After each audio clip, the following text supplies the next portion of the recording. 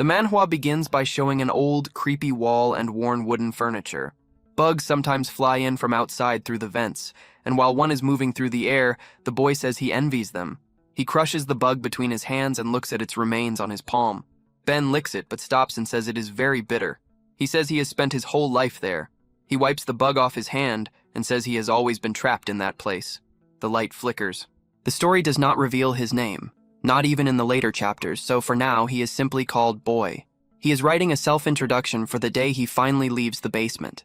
He says that normally a person would begin with their name, but he does not know his because no one has ever called him by it. He looks to the side at a picture and says he should have one. It is a picture of him, his mother, and his father. He was separated from his mother shortly after birth, but from the picture and from how brightly she was smiling, he can tell that she must have loved him very much. His father interrupts that thought and says she is gone, that his mother is dead. The boy turns around and asks what he means. His father tells him that she died shortly after giving birth by jumping off a bridge. Then he starts laughing, which makes the boy angry. The boy says that even though this man is his father, he is also the bastard who locked him there. To make sure he cannot escape, there are several doors, each with its own lock, and every key hangs from his father's hip. His father says he will never send him outside, and asks whether he has not already told him why his mother jumped off the bridge. The boy looks afraid. His father grabs a cookie and pushes it toward the boy's face, saying that his mother was afraid of the world she lived in. He says the cookie is the world, then breaks it, and says she knew an apocalypse was coming. The boy stays tense. His father says the reason he does not send him outside is because he loves him and cannot watch his own son kill himself. The boy shakes with anger and says he is lying. He says that sounds like a ridiculous excuse and that he should not talk about his mother that way. He asks if he really thinks he would believe him after being kept trapped there. His father says it is up to him whether he believes it or not. Then he grabs the boy's notebook and says that self-introduction will never see the light of day. He starts burning it. The boy tries to stop him, but his father ignores him. In the end, only ashes remain. The boy starts asking how someone like him could be his father. His father says the boy should not have said something like that he is doing all of this for him, and tells him to follow because it is that time of day. They walk down the hallway. The boy says this happens at the same time every day. Even through the vents that lead outside, he cannot hear anything except himself and his father, and the two of them are alone in that huge basement. His father starts writing on the chalkboard, and the boy says it is always the same routine. His father lectures him and then makes him continue with training. There is only one thing that helps him deal with that boring life. He smiles at a book and says he can read books from the library to entertain himself. There are many books there, but he likes the ones that describe the outside world. He can only imagine what it looks like above ground. He wonders what sunlight feels like and says it must be warm. He wants to know what it is like to run through grass and trees. He wants to see what other people look like and maybe become friends with them. But more than anything, he needs to find his mother. His father suddenly kicks him in the face. Then he grabs the book and says he must have already told him which books he is allowed to read. He points out that this one is a book about the surface and laughs. He says it is pathetic that the boy is so attached to the outside. He reminds him again that he can never go outside. When the apocalypse comes, the world will be full of screams and blood, and only ashes will remain. The only place where he can survive is the basement. The boy says he is tired of that damn lie. It is always the same story about the apocalypse coming. Because of that, he has been locked there and constantly abused. He says he will escape that prison no matter what it takes, but he knows that now is not the time. He needs to wait for the perfect chance. The moment his father's guard is down, he will try to take the keys and run. Inside the bunker training area, the boy is sweating while doing push-ups. His father says that if he gets tired from just that, he will not be able to survive. He has only reached 10 so far, but there is a huge amount of weight stacked on his back. His arms give out, and he collapses under the weight. He is completely exhausted, and his father walks toward him. The man reaches a hand out to him. The boy is confused because his father looks caring for a moment, and he asks why he is helping him. His father grabs his arm and pulls him up, saying he never said he was helping. At the same time, he kicks his legs out from under him, making him roll into a mirror and crash into it with his back. His father says that if someone reaches a hand out to him, he should never trust that person. He says he must always be careful with humans, especially during the apocalypse. That is what he has been training him for, and those combat skills will be necessary because he needs to survive with only his bare hands. Then he notices that the boy is not listening and has gone still. He says the boy is weak for collapsing from something like that. He turns around and starts leaving, saying they can stop there for the day. As he walks away, the boy sees an opportunity. He says this carelessness is what he has been waiting for. He quickly gets up and grabs a piece of broken glass. His father still has not noticed. The boy starts running toward him, puts his feet together, and pushes himself forward, saying he can kill him and escape. As he gets closer to his father's back, the boy smiles and says that it worked. His father suddenly stops moving as the boy approaches. Then the boy realizes he made a mistake in his plan. His father looks down at the floor and sees the shadow behind him, revealing that he had never lowered his guard at all. As the shard comes closer, his father's face twists as he turns and smiles at it. The boy is shocked by the creature-like movement in his father's body, but he still follows through and tries to stab him. His father dodges the attack, which surprises the boy. Then the father begins to turn and twists his body with the motion as he throws a roundhouse kick. The boy realizes he is finished, and then only the sound of the kick is heard as he loses consciousness. Sometime later, the sound of dripping water wakes him up. He sits up and sees water falling from the sink into a bucket, while his father says he is finally awake. His father says it was a good attempt, or at least the attack was, but he reminds him that he already said before that if it is not done with his bare hands, then all of this training means nothing.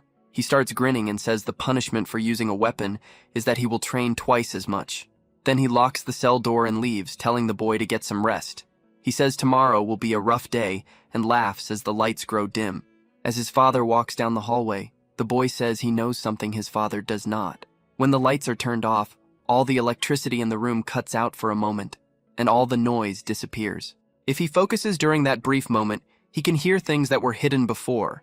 Even though they are far away, he can hear them faintly. He hears the sound of wheels turning, the sound of birds chirping, and the sound of a city full of people. From that, he learns two things. While his father says it is bedtime, it is actually daytime above ground. And the second truth is that the world is peaceful. His father keeps saying the end is coming, but that is only an excuse to keep him locked there. Because of that, he plans to escape from that place, and after that, he will find his mother. Every time he asks about her, he is only told that she is dead. But now that he knows his father only tells lies, he thinks he finally understands. To him, that means she is actually alive. He pulls his blanket up and says he is going to make sure he finds her. Then it shows the father walking down the hallway while laughing until his phone rings. He stops, takes it out, and sees that the call is from someone named River.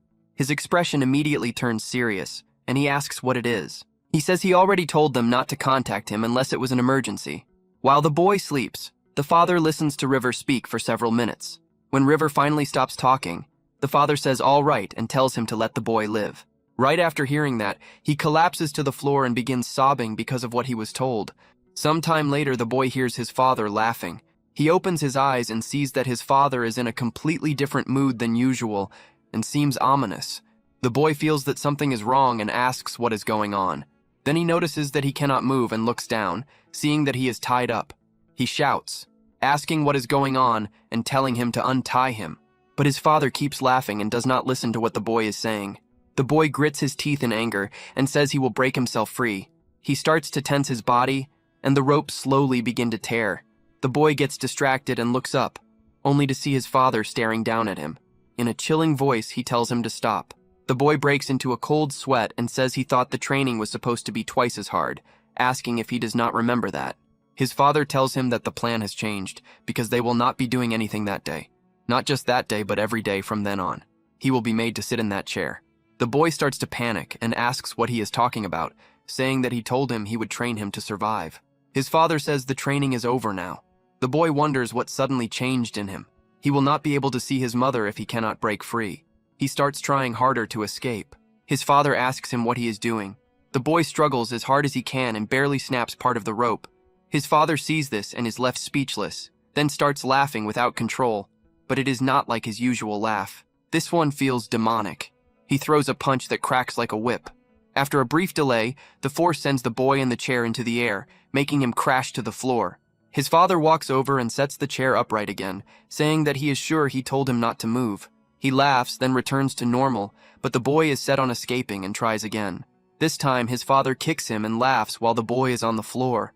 This keeps happening over and over, and the boy does not know what pushed him to keep resisting that day. It would have made more sense to pretend to agree and wait for another chance.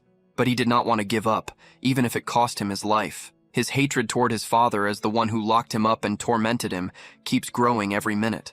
Then the boy feels his hand move and looks down, seeing that he has broken free from the ropes. He says he felt a thrill he had never felt before.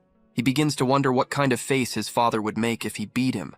He smiles and turns to look at him, but instead sees that his father has already crossed the distance. He thought his father would be angry that he broke free, or maybe even worried, but instead he sees something he did not expect, because his father is crying, and it seems he had always been holding it back. The boy is shocked by this, because for the first time he can see that behind his father's cruel side, he is truly a sad man. The boy wonders why he is looking at him like that. His father does not even try to avoid the attack. After being hit, the boy starts to lose consciousness and sees his father walk up to him and in a shaking voice say that he hopes he can understand. He starts to remember his father's words. He said that he must always remember, and among all the survival rules, the most important one is to never leave the basement. There is no place safer than that. It has thousands of defense systems and will keep working for 126 years. It also has plenty of food, and trying to leave a place that already has everything prepared is the same as asking for death. The end will come without warning, so he must not leave the basement. He starts to wake up and stands again, seeing that his father is nowhere around. He says that this has never happened before, and the only time his father would disappear was when he went to sleep. He says that he was acting very strange the day before, too. He sits against the wall and says that from the repeated lifestyle to the current situation, he cannot understand it. He knew that something big was about to happen to him. The gears stop turning, and the boy says his guess was right as the door opens. He sees that every door down the hallway is now open, and there is nobody around. This is a chance he cannot let pass. He breaks into a sprint to take that once-in-a-lifetime opportunity. He runs through the doors and down the hallway. He says that by now his father would have stopped him if he were there. But since he is not, that means he is not there. He keeps running until he reaches the ladder at the end and looks up, saying that he found it. He starts climbing and hopes it is bright outside. As soon as he reaches the top, he removes the cover and hears the sound of cars. He rises out of the hole. His eyes stay shut because the light is so strong, but he slowly opens them and is completely shocked. In front of him is only a normal city view, with people everywhere. They are simply walking around in peace and living their lives. His heart starts beating loudly. He has finally made it out. A man walks over and asks why he is standing in the middle of the road. The boy turns and is glad to see another person. The man wonders if there is something wrong with his head. The boy realizes this is not the time for that. He cannot lower his guard now that he has escaped. His father might realize he is gone, so the best thing he can do is run and create distance. As he runs through the city, he says that he has dreamed about this his entire life. He wanted to escape the basement and be truly free. Until a few moments ago, it felt impossible. But even now, it still feels strange that the door opened so suddenly. He stops and wonders why. He thinks it may have been a system error, but there is no way it would have opened only because of that, since his father does not make mistakes. That makes him think that maybe opening the door was his father's intention from the start. He shakes his head and says there is no way, because his father was the one who made the rule about never leaving the basement. The boy looks around and sees people living normal lives, students, children playing happily, and smiles everywhere. He realizes those could have been the experiences he would have had if his father had not lied to him. There is no apocalypse, only peace. The boy says he knew all the fear about the end had been meaningless. While everyone is enjoying themselves, their laughter starts to be drowned out by the sound of wings flapping, and only one thing echoes in the boy's mind. It is his father's warning that the end finds everyone without warning. Birds rise into the sky and everyone looks up in complete disbelief at something above them. A balloon blocks the boy's view, but when it passes, something can be seen in the sky. It begins to block out the sun, and everyone starts wondering what is happening. From that strange planet-like thing, a whirlwind begins to form. A closer look shows that many of them are forming at the same time and moving straight toward the earth, almost like tentacles. As it gets closer, people begin to panic. They ask each other what it is and suggest that maybe it is the moon. The boy asks if everyone is stupid or if they just cannot see the bright light coming from it. That light is the eye of a monster, staring at all of them. But it is not just one. Those tentacles that formed are actually thousands of monsters charging together and taking shape. As they get closer and closer, the boy remembers his father saying never to leave. But there was one exception to that rule, and that was when the basement's location was exposed to the enemy. For some reason, The monsters head straight for the basement before going anywhere else on Earth. That means the first rule no longer matters. The monsters rush through the basement and head to the very end. Packed together like sardines, the others begin spreading across the surface. The winners of the Darwin Award all stand there staring at the scene until one of them gets grabbed by a monster and pulled toward it by its tentacles. The man screams, but does not even try to escape from the monster's grip. He is met by the monster's mouth, ready to eat him. At that point, nobody is running, and they only watch as the man gets eaten. Only his head is thrown across the ground, landing in front of the crowd. They wait for it to stop rolling before fear and panic finally hit them. Then they start screaming, and everyone begins to run, asking what the hell is going on. Some of them start falling to the ground, and then it shows a socially unaware kid listening to music. While everyone else runs past him, something comes flying down from above.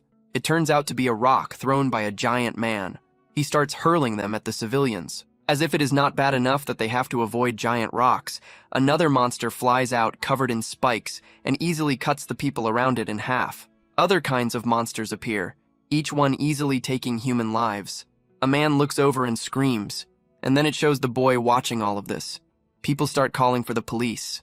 The boy hears a terrible sound and says that his father once told him that when the apocalypse comes, the world will be filled with blood and screams, with only ashes left behind. What had been a peaceful street has now turned into a scene of horror. The boy sees what can only be described as a massive monster stomping on skyscrapers.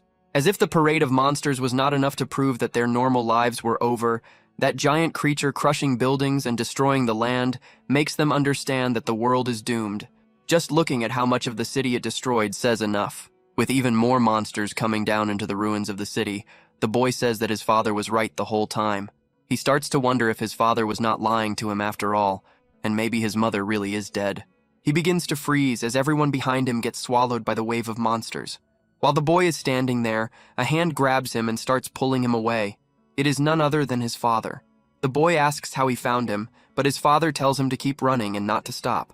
The monsters get closer and closer, and the man behind the boy starts getting torn apart. The boy begins to pant as he and his father turn a corner, only to see even more monsters. His father jumps over a railing and tells him to stay close. The boy does, and they begin running against the crowd. Toward a bridge in the distance, monsters of all shapes and sizes start eating the civilians around them, and some of them seem to kill for no reason at all. The boy keeps running, but more fools keep standing still and staring at the monsters. The creatures consume everything behind the boy and his father. As they move farther up the bridge, the boy turns and sees that there is nobody left behind them because all of them have already been swallowed by the wave of monsters. He tells his father that they are catching up, and his father tells him to keep running because it is the only way out of the city. The bridge stretches over a giant canyon, likely created by that huge monster. Below them, the monster wave sweeps up everything, but then it turns and starts climbing the bridge. The boy tells his father that the monsters are coming up, but then he suddenly stops.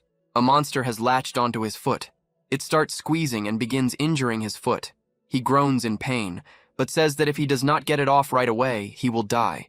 Then his father comes in holding a car door and uses it to cut off the monster's arm. The monster screams and falls off the bridge. The boy grabs his ankle and his father comes closer and sees that his foot is badly hurt. The bridge starts shaking because the wave is still rushing straight at them. The boy tries to stand and says he needs to run, but the more he moves, the more he realizes that the distance between them keeps shrinking. No matter how hard he runs, he will not escape. He falls, and as the monsters get closer, he looks up and sees his father staring at him. He tells him to go and says that at least he can save himself. His father starts taking steps, and the boy says that this is what he expected, because his father always ignored him. He thinks it is over, but then his father reaches out his hand and asks why he is not getting up. The boy is confused and asks why he is not just leaving him and running away. Since he will not get far even if he runs, his father says he can survive because he has a plan. The boy is surprised and says there is no way he has a plan. His father looks at him with a trusting expression, and the boy closes his mouth as he remembers his tears. Then he takes his hand. His father pulls him up and tells him to run. As the boy starts moving, he turns and asks what the plan is. He feels something in his hand, and his father yells that there is no time and that he has to get off the bridge now. The boy says he understands and starts running. The closer he gets to the other side, the more violently the bridge begins to shake. He sees shadows and turns, only to spot the bridge supports breaking under the weight of the monsters. Then the cables snap too, and the bridge falls into the canyon below. Some of the monsters are dragged down with it, and most likely his father as well. The boy stands there and calls out to his father. He wonders what happened to the bridge and whether his father is all right. He remembers his father saying that he had a plan and starts wondering if this was the plan he meant. He asks why his father would spend his whole life torturing him, only to save him now.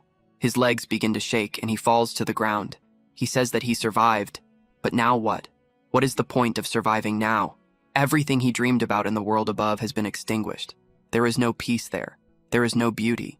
And his most important goal, meeting his mother, is also nothing more than a dream. He starts crying and says he wanted to ask why his father went that far to save him. He asks what he is supposed to do next, because this hell is worse than the prison where he grew up. Then he remembers his father helping him and handing him a note. He looks at his hand and slowly opens it to see what is written. After reading it, he stops crying and stares at the remains of the bridge. But then a monster starts climbing up from the cliff. The boy gets scared and turns to run, but all he feels is pain in his leg. He grabs the railing and realizes the monster is getting closer and closer. Then both of them fall off the bridge. The boy rolls across the ground, and the monster crashes down too. The boy tries to stand up, but he cannot because his stamina is completely drained. The monster begins to rise, and he realizes he cannot run from it. He starts thinking that he is going to die like this, but then his hope returns. He begins to cry while looking at the note and wonders why his father is only now telling him that his mother is alive. The monster stands up. Now that he has something to hold on to, his body fills with adrenaline. He forces himself up and says he wants to live. He refuses to give up and says he will find his mother, but first he has to deal with the monster in front of him. He remembers a lesson from his father that humans cannot survive because they lack the knowledge to survive on their own. The monster charges at him, while he recalls his father saying that even if people survive, they will eventually die. The monster attacks, and he wonders how he is supposed to deal with it. If everything his father said is true, then he should not be able to do anything and should just accept death. As the monster's fist moves closer to his face, time seems to slow down. He hears his father asking if he forgot everything he was taught. Different ways to counter begin to run through his mind. He sees the incoming punch, avoids it, and moves behind the monster. Because of the force of its attack, the monster has to stop itself from falling off the cliff. The boy is surprised that he avoided it. The monster prepares to attack again, but he remembers his father saying that he is different.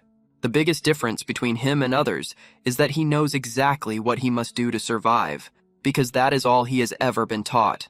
The boy stops shaking and calms himself. He lowers his body into a fighting stance and prepares to fight.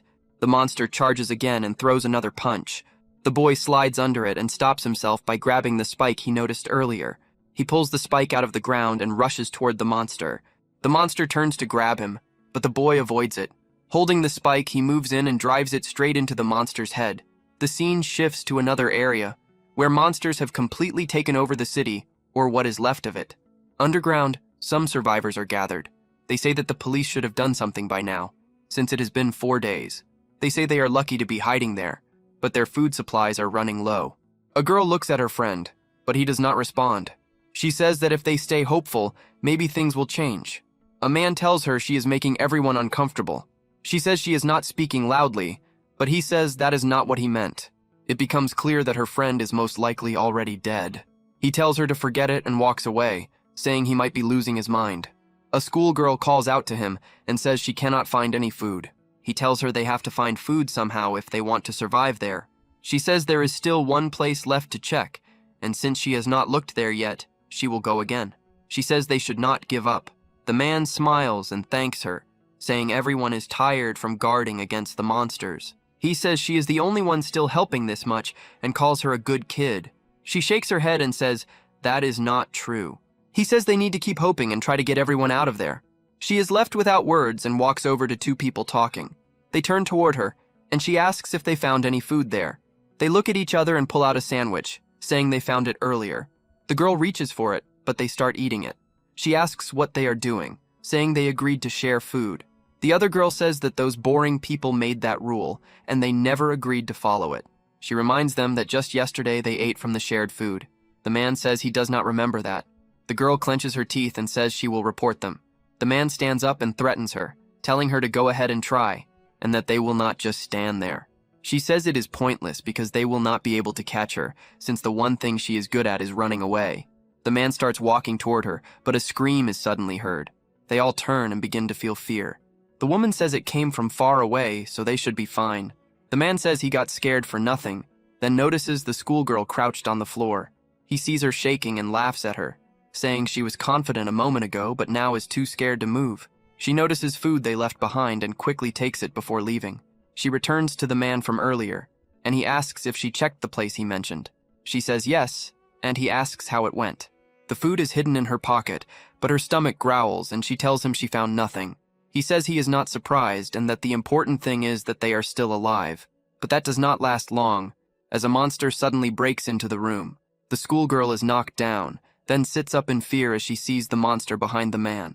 He crawls forward and reaches out his hand toward her, asking for help. But she runs away and says she is sorry. The man tells her to wait, but she says she already told him she is not a good person. As he is torn apart, the couple from earlier start running too. They see the schoolgirl running straight toward a monster. The woman says it will be fine, because they can use her as bait. She keeps running forward, and the girl calls her an idiot. The monster swings down at her, and she sees it coming, but in her eyes, she has not given up. She dives forward and rolls past the attack, going into a handstand roll. The others are surprised because she even lands all of the moves. He remembers that she said she was good at running away and that she was not bluffing. Then they get eaten. It shows her finally reaching cover, completely out of breath. She drops to the floor and hopes the monsters leave her alone. Then she looks over and sees the boy sitting there too. She screams and shoves him over, thinking he was a corpse. But he makes a sound, and she realizes he is alive. But right in front of them is a monster. She wonders if it heard her scream. It starts crawling toward them, and she shakes in fear, but sees the boy still lying on the floor. She grabs him by the collar and drags him away from the monster, hiding both of them. The monster starts to leave, and she says, "Thank God." It is gone, and she lets out a breath, saying she is alive. Then she looks down and sees that the boy is awake now. She screams again, and he jumps away from her, asking who she is and what she was doing to him. She is confused, but all he can hear are his father's words about not trusting anyone. She asks what he means, saying that she hid him from a monster. But he says that his father is probably right and that he should not get close to humans. He asks how he is supposed to believe her. Then his stomach growls, and he falls to the floor. He says this is bad because he is hungry. He ate something 5 days ago in the basement, and he has reached his limit. He has been resting to save energy, but now he has run into a human. She tells him she has no food, and he asks what she is talking about, since he did not ask her anything in the first place. She says that he just looked hungry, so she said it first. Then the food falls out of her pocket, and she starts sweating nervously. He asks what that is, and she starts thinking of an excuse, but he genuinely has no idea what it is. Still, looking at it only makes him hungrier. Then he asks if it is food. She quickly says no. He says then he must have been wrong. But she keeps trying to cover it up and says he is an idiot for not recognizing food, and that she can probably get out of there. Then he calls her a liar and asks if she thought he would really believe a human. She is confused. He says she is wrong if she thinks he would trust her, because all humans lie. She realizes she underestimated how empty this guy's head is. The boy says that from her reaction, he can tell that it is food. He says he needs it, and if she does not plan to cooperate, he will take it by force. But she gives him half of it, saying that it is exactly half, and that she cannot give him any more. He wonders why she is sharing, saying that this only puts her at a disadvantage. She says he has to pay her back 4 times what she gave him and not forget it. He says okay and starts eating his half. Then he starts to leave, and she asks where he is going. He says now that he has eaten, he will move. She asks where the hell he plans to go in this situation. She says this is her neighborhood, and she knows it well, so there is nowhere to go because of monsters. She bumps into him and asks why he stopped. He asks if she really knows the area well. She says yes, she grew up there. He then asks if she knows where the subway is. After sneaking around for a while, she wonders how she ended up like this. She thinks if she knew, she would not have shared her bread. But she gets curious and asks why he wants to go to the subway.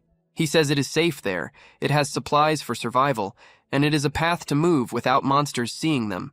Most importantly, it makes it hard for monsters to detect humans. She says he is strange. He talks like he knows something. And it is weird he did not recognize bread earlier. She says they are here, but gets confused and says she thought it was here. He asks if she is trying to trick him. She says this is not the subway. She is trying to find the entrance. She tells him to wait and she will look for it, but gets startled by an old man telling her to be quiet. He says he came because he heard something, but did not expect humans. Boy asks who he is. The man says that is rude. They can introduce themselves later. He tells them to follow him. The girl asks where they are going. He says they were looking for it, right, and leads them through rubble and down the escalator. It reveals the subway they were looking for. The girl says there are many people, and it is surprising to see so many here. The old man says he cannot forget that moment. Monsters appeared suddenly. There was nowhere to run, and he found this place while escaping. He says it was luck, and he has been searching the surface for medicine, which is why he heard them. Boy looks around and says he planned to build a subway in the base, but there are many people here. He sees all types, people in despair, people showing their bad sides, and even someone he cannot read. The more humans there are, the more risks he must manage. But none of them can truly put him in danger. He can tell who is dangerous by instinct, like with monsters, and like his father. He can sense something like an aura. But nobody here feels dangerous, so maybe it is safe to stay, since none of them can harm him, even if they become enemies. His thought stops as the old man says it is time for introductions. He says his name is Huang Baum, and he is a doctor.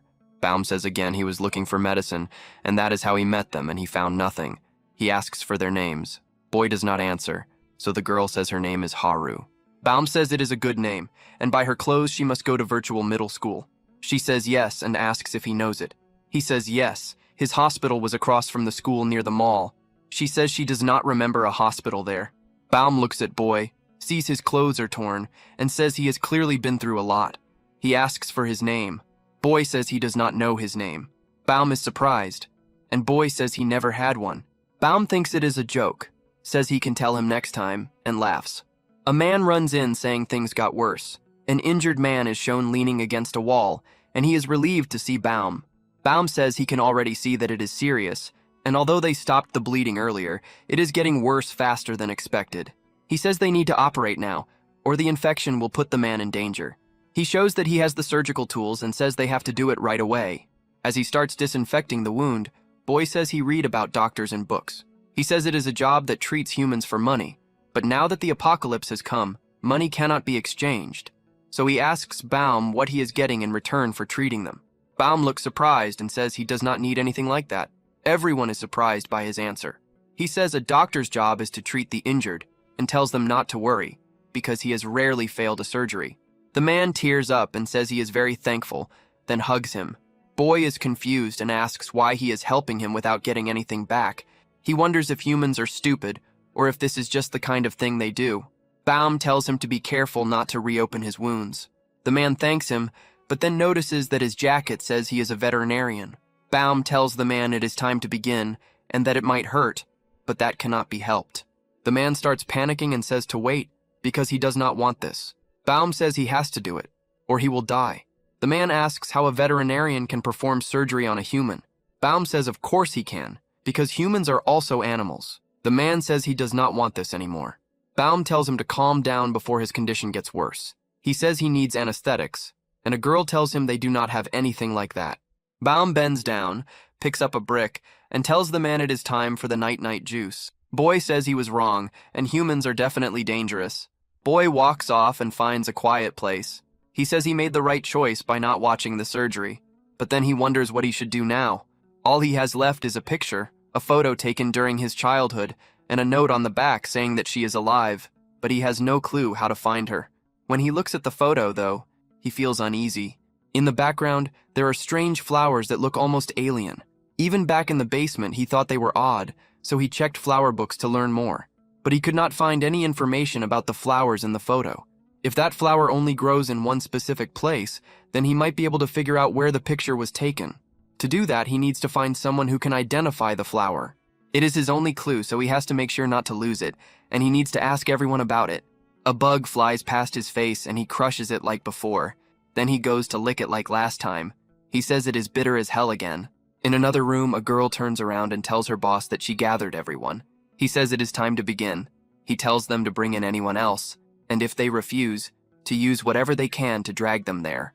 The civilians all wonder why they were gathered there. One of them asks the man why he is bringing them all together and handling them without giving any explanation. The man ignores him, but he keeps talking. The scarred man glares at him, and fear runs down his spine. The scarred man says he can look into the depths of the human mind. He can see their real thoughts, and he can read all of it through their eyes. Inside that man's eyes, he sees him hiding in a room and feeling fear. Scarborough says the man hides it by acting tough on the outside. The normal guy starts yelling, telling him not to come closer, and Scarborough punches him in the stomach, saying it always shows itself. The guy goes flying, and everyone is scared now. Scar walks back over to him and picks him up, saying this is exactly what he wanted to see. He wants to see more. He wants to see how truly afraid he is. The man begs him to stop, and his underling tells him that some people are not there. He asks who. She says the old man, a boy, and a girl, along with the injured person. He says he told her to gather all of them and asks what went wrong. She says it was left to that thug-like guy, but he did not listen and disappeared. Scar says they could never control that guy, and he will do it himself because he wants to look into their eyes when he finds them. She asks what to do with the one on the floor. Scar says to throw him out. The man says they cannot do that, and that he will do whatever they ask. Scar starts walking toward Boy's area. Then it shows Boy on the floor. He wonders when he fell asleep. He says he has not had proper rest for a few days, since he had to stay alert against the monsters. But he is surprised because he has no idea where he is. He presses down on his foot, but cannot tell where the ground is. He wonders if something is trying to swallow him, but then says no. Sweat drips from his chin onto the floor. Then he says he might have already been eaten by something. It starts wrapping around his arms, then goes for his neck. He tries to get away, but it covers him, cutting off his escape, and he screams as he wakes up. He realizes it was a dream and says it felt hella real. But then he sees Scar and his men in front of him and asks who they are. Scar says he has 2 minutes, and if he does not get to the center of the station, he will throw him out. One of his henchmen says he better move now, or it might get too risky. Boy stands up, and Scar says he was curious to see who the ones hiding were, but it seems pointless. Boy asks if he plans to throw him out. Boy asks how, and one of the henchmen starts barking at him. But Scar stops him, saying this is the fun way. He tells Boy to look at him. He starts staring into Boy's eyes, saying he wants to see his real emotions. But Scar starts feeling something overwhelming from Boy, and is left speechless. His henchman, called Mole, asks what is going on, and says Boy is in trouble now, and that he should have left when they gave him 2 minutes. Boy says 2 minutes, no, 2 seconds is enough to take them down. Mole starts laughing, saying the boss was right and that he is funny. Mole pulls out a knife and asks if those are his last words. Scar puts his hand on Mole's shoulder, and Mole is surprised. Then Boy realizes something, because his photo is missing. Mole asks if he is looking for it. He says he was not expecting to find anything valuable, and only found this stupid photo. Boy starts to get angry and stomps forward, saying that if there is even one scratch on that photo, he will kill him. Mole starts breaking into a cold sweat, and Scar grabs the photo, saying that if Boy comes any closer, he will tear it. Mole starts hitting him, asking where his confidence went. Boy gets angry at himself for lowering his guard while he slept. He says he knew humans were more dangerous than monsters. Mole asks what they should do next and whether they should throw him out. Scar says no. Mole is confused and asks why not. Scar explains that when he looked into Boy's eyes just now, he was different from the others. The inside of his soul was so deep that he could not see anything at all. He tells Mole that they will watch him and that he should keep that old photo of his. Whenever they are watching him, he should always keep it in his hand. Mole asks if they really need to go that far for him, but Scar makes it clear that it is an order. Mole says he did get scared when Boy was about to attack them, but that does not matter now. As long as he has the photo, Boy will not be able to move. Then Haru walks into the room and looks surprised. She asks what is going on. Scar says she saved him the trouble of finding her. Haru starts to panic and asks why they are looking for her. He tells her to go to the center of the station. Mole and the others begin to leave, and he laughs, saying he will see Boy again and that he will take care of the photo. He leaves, and Haru sees Boy sitting there. She walks up to him and asks if he is okay. He knocks her hand away from his face. She grits her teeth and says she was trying to help him up. He tells her he does not need that, and tells the human to move. She says her name is not human. She already told him what her name was, and he should remember it. He walks past her, asking if he really needs to remember something like that. Baum notices the awkward mood between them and asks Haru if something happened. She angrily says no, and that she is the idiot for trying to talk to someone who did not want to in the first place. Boy sighs and asks why he would hold a human's hand. His father warned him never to trust anyone who reaches a hand out to him. Humans are his enemies after all. Then he sees Mole and says it will be easier to take it back by force. Even if Mole tears it, he can just put it back together. But he does not want to damage the photo. It is the only thing he brought out of the basement, so there is no need to risk it being torn. He will wait until Mole lets go of it. Scar says that since everyone is there now, he will tell them. They have two choices, either follow him or do not. If they choose to follow him, they will not need to worry about being thrown out.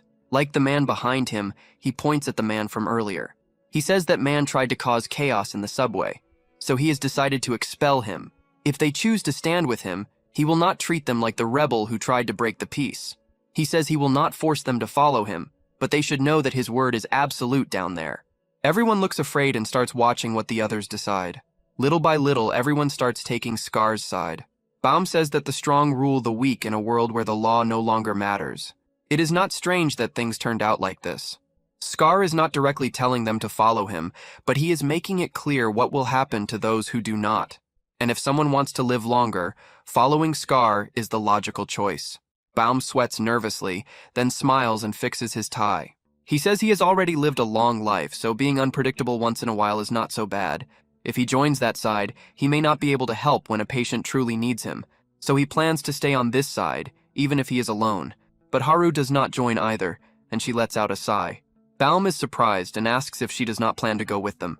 She says no, and he tries to tell her to go and do it, saying this is foolish.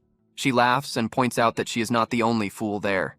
He asks what she means, then turns and sees that Boy and many others are not taking Scar's side either. Then it cuts to a girl with Baum, and she asks why nobody is including her, saying she did not want to stay there. But now they are being forced into the other group and might be tortured. Another girl, Freckles, says it will not be that bad. They will probably just kick them out or starve them instead of torturing them. Glasses gets scared and starts screaming that they are done for. A little girl bumps into Baum, and what seems to be her father says he is sorry, and should have held on to her better. Baum laughs and says she is at that age, but tells her to listen to her father. She starts speaking in nonsense, and he says he cannot hear her very well. Then she shouts that he is not her father and headbutts Baum. She says her real dad is looking for her with her mother. The man says she is right, that they just kept crossing paths, and he noticed she had gotten separated. So until they find her parents, he is acting as her guardian. Some men are talking, then turn and see Boy walking into the room. One of them tells him that the boss said he cannot enter, or he will be punished. He says being young will not make him an exception. Boy ignores him and wonders where the bastard who stole his photo is. Then it cuts to some people saying to only take the amount that was rationed, and that they will be checked later, so nobody should mess around. Glasses asks why they are getting so little compared to the others. The guy tells him that those are the boss's rules, and since they are stuck in the room doing nothing, he asks why they would need a lot of food. The smell of food starts drifting through the air and goes straight into one guy's nose like in a cartoon. He opens his eyes and says he smells something good, asking if it is time. Then a guy asks someone where another person is. He is talking about the boss's right-hand man, who can be called Mohawk, since his nickname is Chicken Comb. He does not listen to anyone and always does his own thing. He is also a psychopath who kills people with a smile on his face. They ask if that is true and say they should never bother him then. The little girl from earlier bumps into him and spills her food everywhere. She looks up and sees Mohawk. He tells her it is dangerous to run around there, and now his clothes are dirty. He tells her to follow him, and they start saying that the next victim is the kid, but they wonder why he is walking in their direction. Mohawk calls out to them, and they ask what he wants. He says nothing much, and tells them to give this girl her rations. They say the rations are 1 per person. He says they can give her theirs then. He hands her the tray of food she dropped, and she stops crying. They wonder what he is doing and say this must be some kind of torture, and that he will bother her while she eats. Her guardian quickly tells her to get behind him and asks Mohawk what she did wrong. Mohawk gets angry and asks what the hell he did wrong. The guardian says they need to go and quickly runs off with her, but the little girl turns back to look at Mohawk, who looks confused, then smiles. It cuts to people guarding a door, and Freckles talks to Haru, saying there seems to be more surveillance. Boy wonders if he should just go find his photo, and he looks at Haru, who looks away because she is annoyed since he was rude to her and slapped her hand away. Freckles notices she is acting strange. It cuts again to everyone asleep, and Freckles sits up and looks around. She sees Boy sitting in the corner and walks over to him. She reaches out to touch him, then starts to feel pain. He is grabbing her arm, and she is surprised that he was awake. Boy asks what she was doing, saying he knew she would attack him in his sleep. She wonders why he is so strong but says it hurts and that she only wanted to talk. Boy asks what she means by talk. She says he sounds like he has never had a conversation before. Boy stares at her blankly, then asks why it matters whether he has ever had a conversation before. Freckles is confused. He lets go of her hand and tells her to get to the point. She stares at him, then says now that she thinks about it, why is he always away from the others, and asks if he is a shy person. He gets annoyed and says she is talking nonsense. He says he has no reason to stay close to the enemy. Freckles asks what he means. He tells her that every human is an enemy. He asks if there is any reason he should stay close to people who will stab him in the back. Freckles says she does not plan to hurt him. He says he does not believe her because she could be lying. She says that is fine, but asks him to make up with Haru. He asks what she means by make up, saying he never fought with her. She asks if he can get along with her then. He says that is another matter. They are still human, and to him she is no different from those outside the room. Freckles says Haru thinks other people cannot hear her, but she cries every night while holding her breath. There is probably something painful that she cannot bring herself to say, but everyone there may be the same. But if he, who is the same age as her, gets along with her, then that would be better, right? Boy says that is shameless, and that being sad is only for weak humans. If they have time for that, it would be better to think about how to survive. She asks if he has never been sad after losing someone important to him. He remembers father saving him on the bridge and says no, and that there will not be a case like that in the future either, because he does not have anyone close to him. Freckles says that not being sad because he has no special person only makes it sound like he is very lonely right now, and will stay that way, but not to worry, because she would be sad for him if he dies. Boy is surprised by that, and says it makes him feel bad, because he will not die, and he will not care if she dies. She laughs and says that is cold, then starts coughing. Baum seems to be waking up. She says she may have talked too much, but will not bother him anymore. She tells him sweet dreams, but he says nothing, and only thinks that she is a weird human. It shows Glasses pretending to sleep, saying this shit is exhausting. Boy says it has been about 4 days since he first came there. He only wanted to find a place to rest, but now a human is holding his picture hostage. Because of that, he cannot do anything, not even find his mother. The sound of him getting beaten is heard, and he is shown taking their hits. Boy asks if it is fun. Mole laughs and asks why it would be fun, in a sarcastic way, saying he does not want to be doing this either and that it is punishment. Punishment for leaving the room whenever he wants. Boy asks if that is so, saying that in that case Mole should punish him himself and put away the picture. Mole begins to feel fear, realizing that Boy is not afraid of him. Instead of looking at the picture, it feels like Boy is looking down on him. Mole shouts at him, saying that if he can still talk, then he has not been beaten enough. Boy says his father told him that humans are naturally weak, and now he thinks he understands what he meant. Boy returns to his area. As he walks back, Freckles notices he is hurt, and asks if it was Mole in his group. Boy ignores her and says he now understands that not all humans are rude. Baum says that fortunately it does not look too serious, but they should disinfect it. Boy shakes his head and says he is fine with this, and that it is all right, then sits down. A tray with water and food is quickly given to him. Freckles says she brought his lunch because she did not know when he would come back.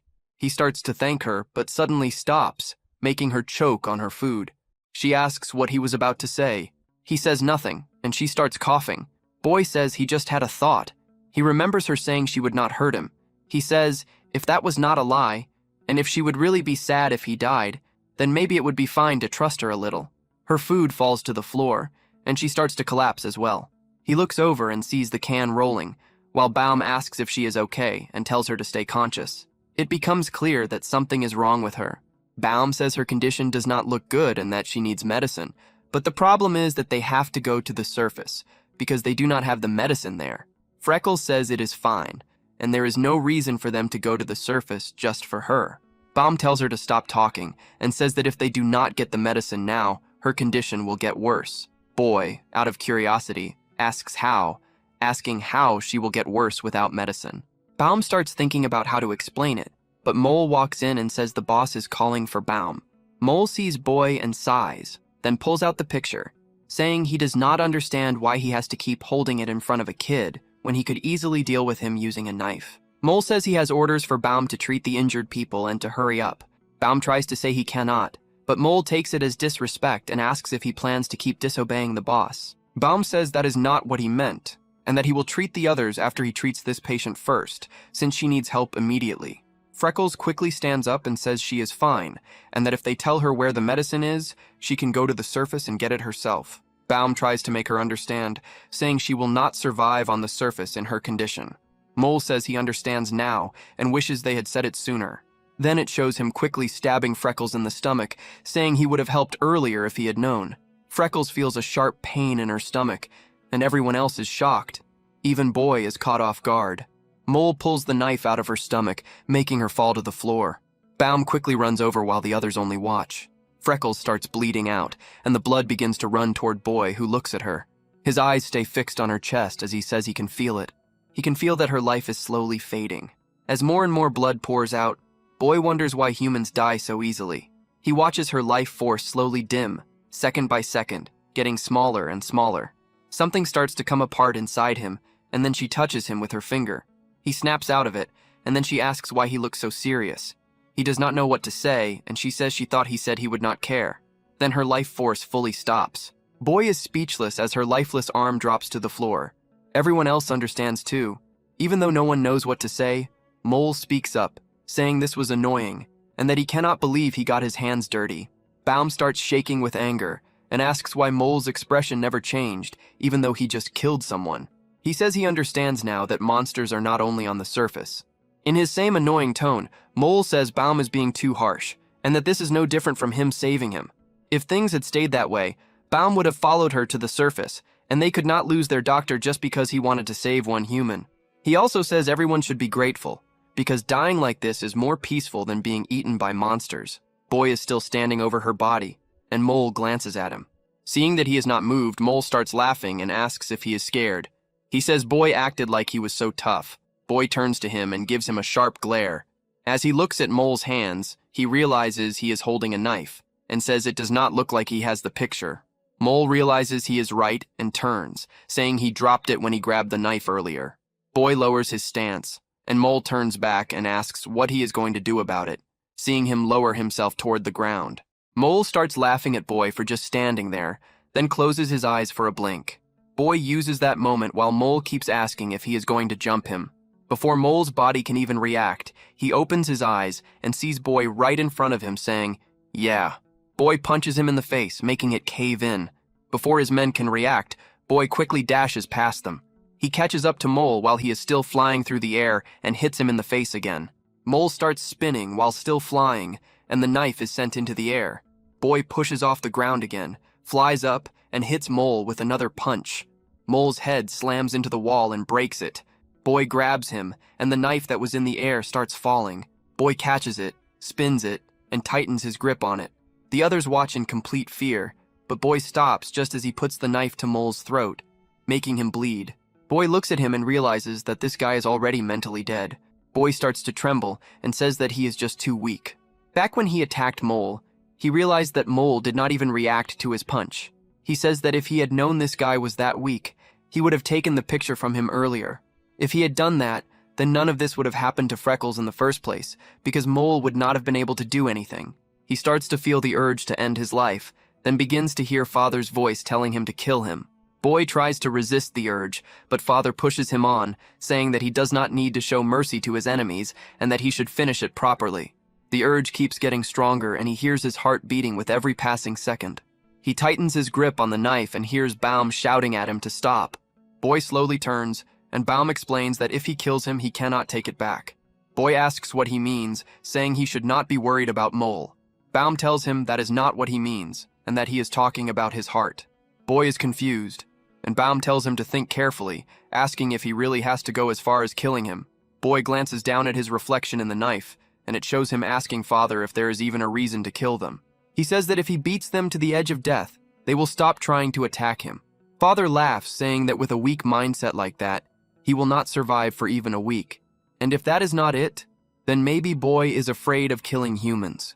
Boy tells him not to get ahead of himself because he will never become like him. If the apocalypse comes the way he says, then he will survive in his own way. He will not become like his father, going around killing people just because he does not like them, because that is something only evil people do. Of course, the evil he means is Mole. Boy drops the knife. Then it shows that his hand is no longer shaking. Baum is happy and says that he made the right choice. Boy tells him that it is not because of what he said. Rather, he feels like he would become the same if he kills him, and there is no real reason for him to do it. To him, it does not really matter whether Freckles lived or died. Even if she had lived, she would not have helped him find his mother, so it does not matter to him. One of Mole's henchmen jumps at Boy from behind with a bat, saying this is perfect since he does not have the knife anymore. As he swings down, Boy pulls his hand back, making the man hit Mole in the face with the bat. Boy lets go, twists his body, spins, and backfists the man. As the man starts to fall, Boy kicks him and sends him farther away. He lands in front of Bullcut McGee, who looks down at him. Bullcut reaches for something, and Boy asks what he is doing. Then it shows him holding up the picture of his mother, saying that this is a precious picture to him, right?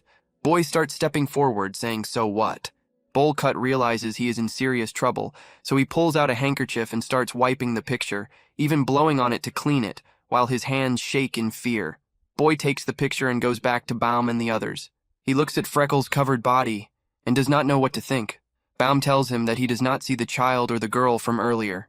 Then it shows the little girl's guardian saying they went to the bathroom together earlier, and that it is a relief they were not there to see any of this. Another man, who looks like Mario, says that if Boy could defeat them so easily, then why he did not do anything before. Boy says they were holding something of his hostage. Mario asks if he means that picture and asks how important it is to him. In a serious tone, Boy says it is important, and Mario starts to feel afraid. Boy looks down at the picture, then tells Baum there is something he wants to ask. He shows the picture to everyone and asks if they have seen anything like it, but no one recognizes the flower. Glasses asks where the picture was taken. Boy says he does not know. The Guardian says that if they had internet access, it would not be hard, but it will not be easy just by looking at the picture. Baum then asks why he wants to know the location. Boy asks why that is not obvious, saying he plans to go there. Everyone is speechless. Baum says that even after seeing how he fought, he should know the surface is full of monsters, and it will be hard to survive there. Boy says no, and that he can survive. Then it zooms in on the hooded figure. Boy looks down and says he did not expect to find someone who would recognize the place just by looking at it anyway. Scar enters the room and says, so this is what it has come to. He looks at Boy and says he told Mole to hold the picture properly, but he could not even follow such a simple order. He rolls up his sleeve and says it does not matter anymore, and since it has come to this, he will use a more direct method. It cuts to the surface, showing the buildings in ruins. In an alley, a shadowy figure approaches as a monster walks up and begins to move toward the subway. It cuts to another part of the subway, where some people are talking about having enough firewood to cook something. A lighter sparks, and a fire starts. Haru watches this and looks confused, and the little girl comes out of the bathroom. She says everyone there is weird, and that nobody flushes after using the toilet. Haru laughs and says it cannot be helped because the flushing system is broken. A man says it is too late, and that he has to send them back now. Haru glares at him, and he tells her not to do that because he is also trying to survive. One of the men cooking looks over and says it is like watching a real-life drama show.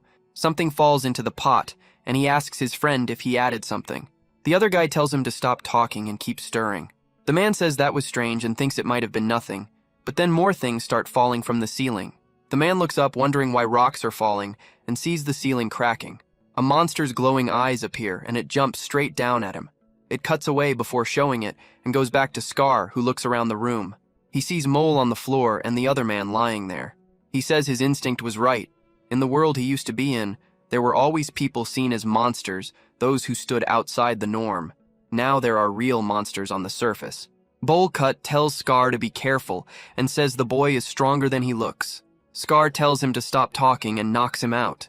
He says he does not need to be told what to do, and that what he needs is the boy. He walks toward him and says his eyes are rebellious and he should be taught who is in control. Scar laughs and says maybe he will see it now. He starts looking into the boy's eyes, saying he wants to see the true shape of his soul.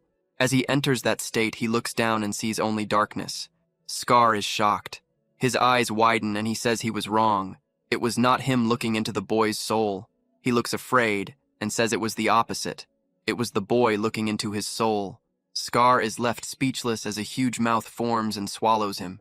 He screams and falls to the floor out of breath. His assistant asks what is wrong, and it shows him covered in cold sweat. The boy stares at him. Scar's body understands it on its own. This is pure fear. Scar says he was almost swallowed alive. Baum and the others are surprised. As Scar shakes, the woman wonders why he is acting like that in front of the boy. They hear screaming, and everyone turns as a man runs in covered in blood, saying he needs help because he cannot see. Scar stops shaking and looks over. The woman asks why he is bleeding. He says he does not know because he was just resting.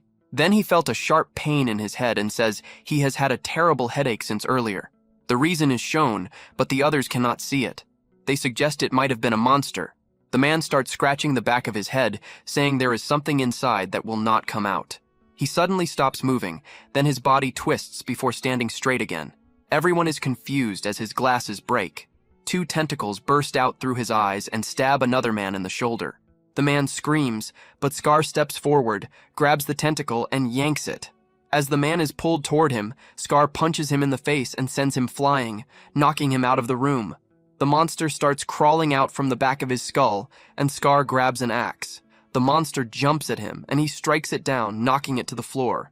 He quickly runs over and starts chopping at it, taking out his frustration and fear from Boy. After cutting the monster into pieces, everyone else watches and says that since it stopped moving, he may have killed it. Scar is out of breath and wonders where it came from. Then he hears something. While the others are focused only on the fact that he just killed one of the monsters and saved them, only he and Boy realize what they are hearing outside. They can hear it coming, and then a monster blows the door open. Maybe it was because they had spent too much time in the subway, but everyone there seemed to have forgotten it. Or rather, they were forcing themselves to forget it. The terrible memories from the surface, along with the horror they would have to face. A bat falls to the floor. As everyone starts panicking, they all begin to run because it is a basic fear to escape what they do not understand. Scar grits his teeth and yells that they need to face the monster and fight it. They stop moving, and he asks how long they plan to keep running and let this happen again and again. He points at the monster and says there is only one, and that this is different from before, because they can win if they all fight together. They all look at it, and maybe it was because they had just seen him kill one so easily, or maybe it was his words that moved them. They start encouraging each other, saying they just saw him do it, so they can do it too. The woman picks up the bat and says they need to kill this monster themselves. Monsters are no longer the thing they fear, and for the first time since the monsters appeared, they truly feel hope. Scar starts grunting, and the woman looks at him and tells him to give an order.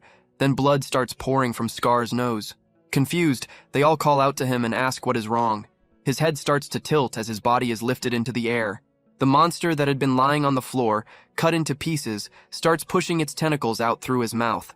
As it shows, it has already badly pierced him from behind. The others are confused and say that he definitely killed it. So why is the monster coming back to life? They start thinking that this means monsters cannot die, and that even if they all jumped one monster, they would never truly be able to win. More monsters burst through the walls and charge at the crowd, frozen in terror. One of the men gets his head knocked clean off, and as it spins through the air, the rest of the crowd still fails to process what is unfolding in front of them. Prime candidates for a Darwin Award. Another monster lunges at Bullcut and tears his arm straight off. Even then, nobody moves. They just stand there and watch as the monster that kicked the door down snatches the woman from before off the ground. It wraps its grip around her legs and squeezes. Her bones crack and splinter under the pressure. The monster pulls her inside itself, and the room goes quiet except for the deep, wet echo of her body being crushed from within. Then a blowhole on the creature's back erupts, spraying blood across every surface in the room. That does it. Everyone breaks and runs. Survival takes over completely, stripping away any sense of loyalty or decency. People shove and trample each other just to get a few steps ahead. Boy takes it all in. Mario loses it, screaming that they were wrong and that their time is coming. But the Guardian's mind drifts somewhere else entirely, to the little girl. He starts moving toward the door. Baum grabs his arm and demands to know where he thinks he's going. The Guardian tells him his child is still out there, and he has no choice but to go find her. Baum pushes back, warning him that if the monsters have already reached the entrance, the girl is most likely already gone.